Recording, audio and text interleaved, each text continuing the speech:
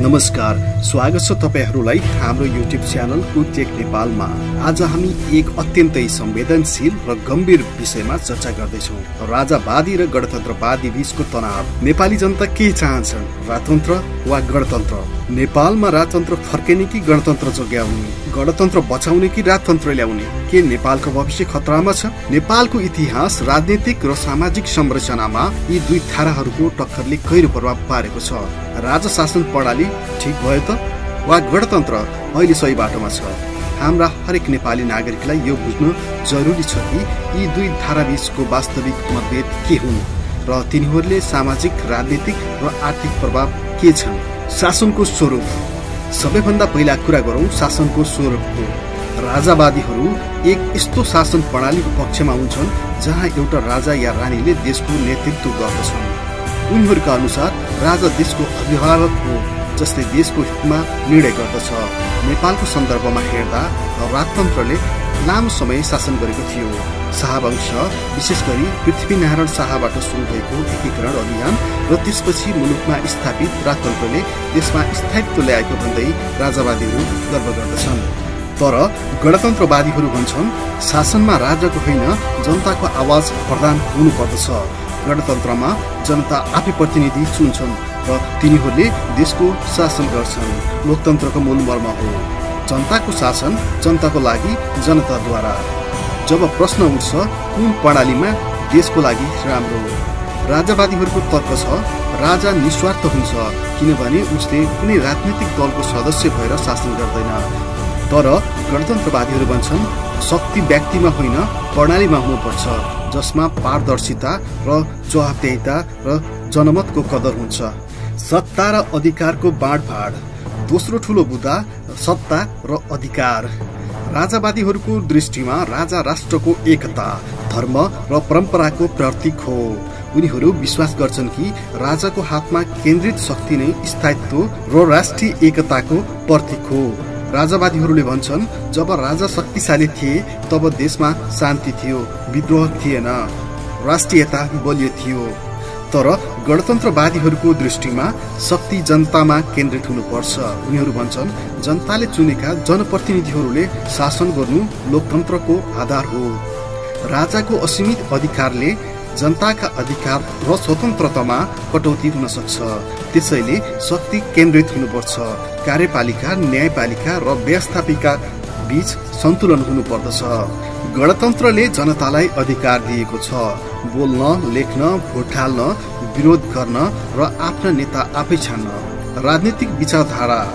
अब कुरा गरौँ राजनीतिक विचारधाराको। राजावादी विचारधारा परम्परामा आधारित हुन्छ।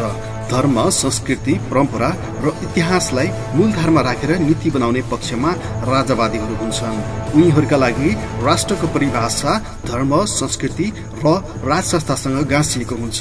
उदाहरणका लागि नेपाल हिन्दू राष्ट्र हुनुपर्ने तर्क राजावादीहरूबाट बलियोसँग उठ्दछ। तर गणतन्त्रवादी विचारधारा समानता, स्वतन्त्रता र धर्मनिरपेक्षता विश्वास गर्दछ। उनीहरू भन्छन् देश सबैको हो, चाहे कोही हिन्दू होस्, मुस्लिम, बौद्ध, किरात वा नास्तिक। राजनीतिक धर्मबाट अलग हुनुपर्छ र राज्य सबै धर्मप्रति समान दृष्टिकोण राख्नुपर्दछ। गणतन्त्रवादीहरूका लागि विकासको मूल मन्त्र हो मानवाधिकार, शासन अवसर र लोकतान्त्रिक मूल्यहरू। सामाजिक संरचना। अब हाम्रो ध्यान जान्छ सामाजिक संरचनातर्फ। राजावादीहरू परम्परागत रूपमा राज्य व्यवस्थाको पक्षमा छन्। उनीहरूको दृष्टिमा वर्गीय विभाजन, वर्ण व्यवस्था वा पौराणिक सामाजिक संरचना समाजको स्थायित्वको लागि आवश्यक छन्। उनीहरू भन्छन् हरेक वर्गले आफ्नो भूमिका निभाए भने समाजमा सन्तुलन रहन्छ। तर गणतन्त्रवादीहरू यो सोचको विरुद्धमा छन्। उनीहरू भन्छन् सबै नागरिक समान हुन्। कुनै पनि नागरिक आफ्नो जात, धर्म, वर्ग वा जन्मको आधारमा तलमाथि हुँदैनन्। गणतन्त्रले महिलाहरूलाई, दलित समुदायलाई, अल्पसंख्यकलाई समान अवसरले ढोका खोलिदिन्छ। यही कारणले संविधानमा समावेशिता र समान अधिकार भन्ने शब्द बलियोसँग राखिएको छ। आर्थिक नीतिहरू। अब अन्तिम र अत्यन्तै महत्त्वपूर्ण मुद्दा आर्थिक नीति। समाजवादीहरूले स्थायित्व र परम्परागत प्रणालीलाई प्राथमिकता दिन्छन्। उनीहरू भन्छन् कृषि, हस्तकला जस्ता परम्परागत क्षेत्रहरूमा लगानी हुनुपर्दछ, जसले आत्मनिर्भरता बढाउँदछ। राजतन्त्र कालमा केन्द्रित योजनाहरू दरबारबाट नियन्त्रित व्यापारिक नीति र राज्यको संरक्षणवादी दृष्टिकोण हुन्थ्यो।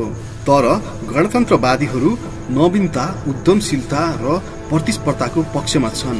उनीहरू भन्छन् खुला बजार, निजी क्षेत्रको विकास, प्रविधि र नवप्रवर्तन इनोभेसन नै आर्थिक विकासको इन्जिन हो।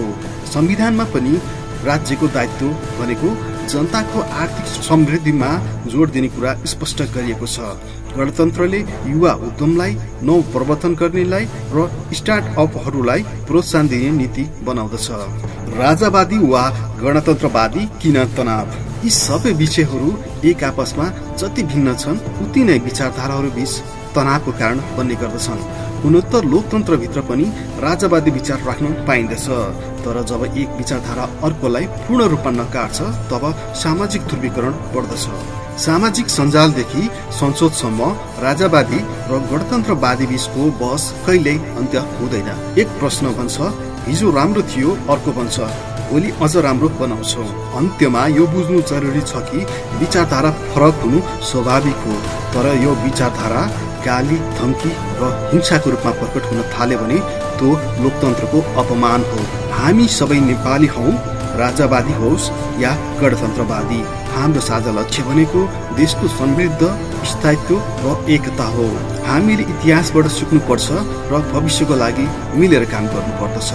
यदि तपाईलाई यो भिडियो मन पर्यो भने कृपया लाइक गर्नुहोस्, शेयर गर्नुहोस् र यस्ता विचारशील विश्लेषणका लागि हाम्रो च्यानललाई सब्स्क्राइब गर्न नबिर्सनुहोस्। तपाई कुन पक्षमा हुनुहुन्छ, राजावादी कि गणतन्त्रवादी? तल कमेन्टमा आफ्नो विचार राख्नुहोस्। हामी तपाईको विचारको सम्मान गर्दछौँ।